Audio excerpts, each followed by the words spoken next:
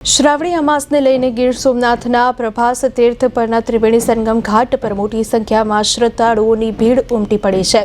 વહેલી સવારથી જ હજારો ભક્તો ત્રિવેણી સંગમમાં સ્નાન, પિતૃતર્પણ અને પૂજા અર્ચના માટે ઉમટી પડ્યા। અહીં હિરણ, કપિલા અને સરસ્વતી નદીનો સંગમ થાય છે, જેને લઈને અહીં પિતૃતર્પણ કરવાનું વિશેષ મહત્વ છે।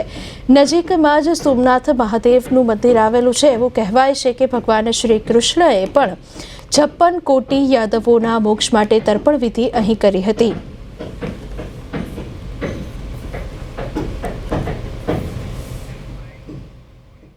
तीर्थ पुरोहित प्रभासक क्षेत्र आज उत्तम एवो अमासनो सर्वपित्री अमासनो दिवस अने साथे साथे सोमनाथजीनुं सानिध्य एटला माटे आपणा हिंदू शास्त्रमां कहेलुं छे के सरस्वती समुद्रश्च सोमे सोम ग्रहणस्तथा दर्शनम सोमनाथस्य सकारा पंच दुर्लभ। आज सर्वपित्री अमासनो दिवस है। साथे साथे देश अने विदेशथी लाखों श्रद्धाळुओ अहींया पधारे छे। साथे साथे एमना पूर्वजोना पिंडदान, अस्थि विसर्जन अने तर्पण करी अने धन्यता अनुभवे छे।